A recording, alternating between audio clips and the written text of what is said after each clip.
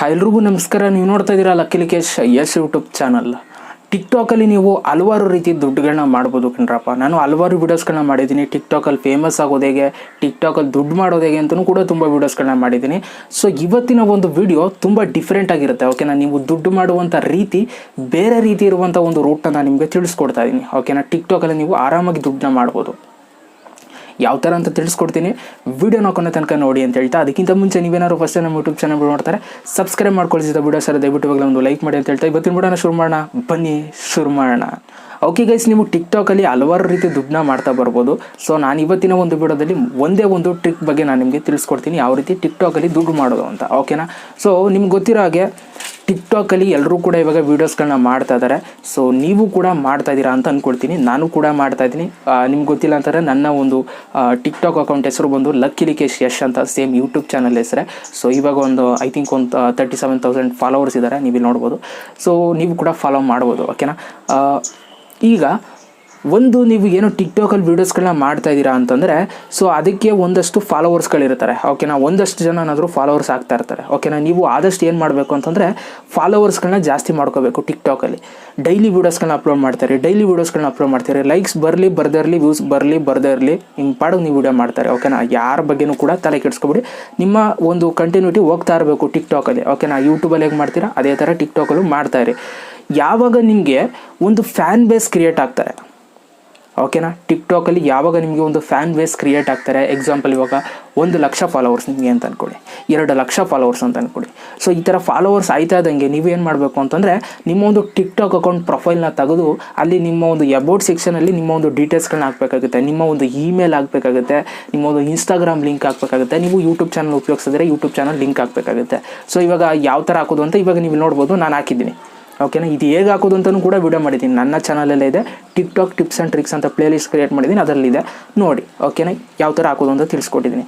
ಏನಕ್ಕೆ ಈ ಥರ ಹಾಕಬೇಕು, ಇದರಿಂದ ಏನು ಉಪಯೋಗ ಅಂತ ನೀವು ನನ್ನ ಕೇಳ್ಬೋದು. ಓಕೆನಾ, ಇದರಿಂದ ಏನು ಉಪಯೋಗ ಅಂತಂದರೆ, ನೀವು ಯಾವಾಗ ಟಿಕ್ಟಾಕಲ್ಲಿ ಫೇಮಸ್ ಆಗ್ತಾ ಇರ್ತೀರಾ, ಒಳ್ಳೊಳ್ಳೆ ಫಾಲೋವರ್ಸ್ಗಳನ್ನ ಗೇನ್ ಮಾಡ್ತಾ ಇರ್ತೀರಾ, ಆವಾಗ ನಿಮ್ಮನ್ನು ಬ್ರ್ಯಾಂಡ್ಸ್ಗಳು ಕಾಂಟ್ಯಾಕ್ಟ್ ಮಾಡ್ತಾರೆ.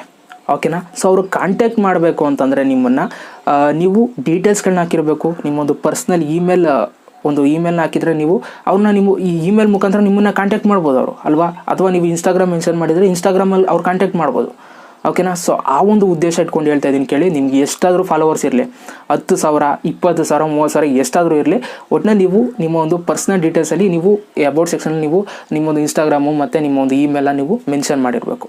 ಓಕೆನಾ, ಮೆನ್ಷನ್ ಮಾಡಿದರೆ ನಿಮ್ಗೆ ಯಾವುದಾದ್ರು ಬ್ರ್ಯಾಂಡ್ ಅವ್ರು ನಿಮ್ಮನ್ನು ಇಷ್ಟಪಟ್ಟರೆ, ನಿಮ್ಮೊಂದು ಫಾಲೋವರ್ಸ್ನ ನೋಡಿ ತುಂಬ ಫ್ಯಾನ್ಸ್ಗಳಿದ್ದಾರೆ ಅಂತ ನೋಡ್ಬಿಟ್ಟು ಇಷ್ಟಪಟ್ಟರೆ ಅವರು ನಿಮ್ಮನ್ನ ಕಾಂಟ್ಯಾಕ್ಟ್ ಮಾಡ್ತಾರೆ, ಇಮೇಲು ಅಥವಾ ಇನ್ಸ್ಟಾಗ್ರಾಮಲ್ಲಿ. ಓಕೆನಾ, ಕಾಂಟ್ಯಾಕ್ಟ್ ಮಾಡಿದ್ಮೇಲೆ ಏನಾಗುತ್ತೆ ಸಿಚುವೇಶನ್ ಅಂತ ನೀವು ನನ್ನ ಕೇಳ್ಬೋದು.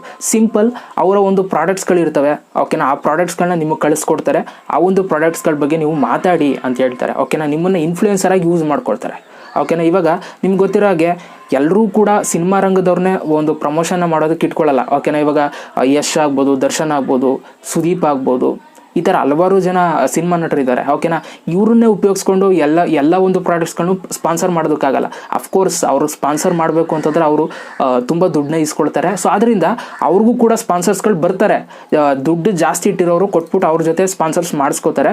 ಬಟ್ ಇನ್ನು ಮಿಕ್ಕಿದವರು, ಓಕೆನಾ, ದುಡ್ಡು ನಮ್ಮ ಹತ್ರ ಬಜೆಟ್ ಕಮ್ಮಿ ಇದೆ ಅಂದವರು, ಸೊ ಇಂಥವ್ರನ್ನೇ ಇಟ್ಕೊಳ್ತಾರೆ. ಓಕೆನಾ, ಟಿಕ್ಟಾಕಲ್ಲಿ ಫೇಮಸ್ ಆಗಿರೋರು, ಯೂಟ್ಯೂಬಲ್ಲಿ ಫೇಮಸ್ ಆಗಿರೋರು, ಇಂಥವ್ರನ್ನ ಇಟ್ಕೊಂಡು ಇನ್ಫ್ಲೂಯೆನ್ಸರ್ಸ್ ಆಗಿ ಯೂಸ್ ಮಾಡ್ಕೊಳ್ತಾರೆ. ಸೊ ಅದೇ ರೀತಿ ನಿಮಗೂ ಕೂಡ ಚಾನ್ಸ್ ಸಿಗಬೇಕು ಅಂತಂದರೆ ನೀವು ಫಸ್ಟ್ ಫ್ಯಾನ್ ಬೇಸ್ನ ಕ್ರಿಯೇಟ್ ಮಾಡ್ಕೋಬೇಕು. ಫ್ಯಾನ್ ಬೇಸ್ನ ನೀವು ಕ್ರಿಯೇಟ್ ಮಾಡ್ಕೊಳ್ತಾ ಅಂತಂದರೆ ನಿಮಗೆ ಬ್ರ್ಯಾಂಡ್ಸ್ಗಳು ಆಟೋಮೆಟಿಕ್ಕಾಗಿ ಅವರೇ ಕಾಂಟ್ಯಾಕ್ಟ್ ಮಾಡ್ತಾರೆ ನಿಮ್ಮ ಇಮೇಲ್ಗೆ. ಸೊ ನಿಮ್ಮ ಜೊತೆ ನೀವು ಈ ಒಂದು ಪ್ರಾಡಕ್ಟ್ ಬಗ್ಗೆ ಅಥವಾ ಏನೋ ಒಂದು ಅಪ್ಲಿಕೇಶನ್ ಬಗ್ಗೆ ಮಾತಾಡಿ ಅಂತ ಅವರೇ ಒಂದು ನಿಮಗೆ ಅಪ್ರೋಚ್ನ ಮಾಡ್ತಾರೆ. ಓಕೆನಾ, ನೀವು ಅವ್ರು ಅಪ್ರೋಚ್ ಮಾಡಿಲ್ಲ ಅಂತಾರೆ, ನೀವು ಕೂಡ ಅಪ್ರೋಚ್ ಮಾಡ್ಬೋದು. ಓಕೆನಾ, ಯಾವುದೋ ಒಂದು ಬ್ರ್ಯಾಂಡ್ನ ಸರ್ಚ್ ಮಾಡಿಬಿಟ್ಟು ನಾವು ಈ ಥರ ಎಷ್ಟು ಫಾಲೋವರ್ಸ್ ಇದ್ದೀವಿ, ಈ ಥರ ನಮಗೆ ಒಂದು ನಿಮ್ಮ ಇನ್ಫ್ಲೂಯೆನ್ಸರ್ ಆಗಿ ಕೆಲಸ ಮಾಡ್ತೀವಿ, ಏನೋ ಒಂದು ನಿಮ್ಮದು ಪ್ರಾಡಕ್ಟ್ ಕಳಿಸ್ಕೊಡಿ ಅಂತ ನೀವು ಹೇಳ್ಬೋದು. ಓಕೆನಾ, ಟಿಕ್ಟಾಕಲ್ಲಿ ನೀವು ನೋಡಿರ್ತೀರ, ಇವಾಗ ನಮ್ಮ ಕನ್ನಡದಲ್ಲೂ ಕೂಡ ತುಂಬ ಜನ ಟಿಕ್ಟಾಕಲ್ಲಿ ಫೇಮಸ್ ಆಗಿರೋರು ಇದ್ದಾರೆ.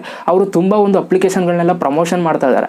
ಓಕೆನಾ, ಹೆಂಗೆ ಮಾಡ್ತಾ ಇದ್ದಾರೆ ಅಂತ ಅಂದ್ಕೊಂಡಿದ್ದೀರಾ? ಸೊ ಅವ್ರು ಫ್ಯಾನ್ ಬೇಸ್ ಇದೆ, ಅದರಿಂದ ಬ್ರ್ಯಾಂಡ್ಸ್ಗಳು ಅವ್ರನ್ನ ಕಾಂಟ್ಯಾಕ್ಟ್ ಮಾಡ್ತಾ ಇದ್ದಾರೆ, ಅದಕ್ಕೋಸ್ಕರ ಅವರು ಪ್ರಮೋಷನ್ನ ಮಾಡ್ತಾ ಇದ್ದಾರೆ. ಸೊ ಈ ಪ್ರಮೋಷನ್ ಮಾಡೋದ್ರ ಜೊತೆಗೇ ನಿಮಗೆ ದುಡ್ಡು ಕೂಡ ಕೊಡ್ತಾರೆ.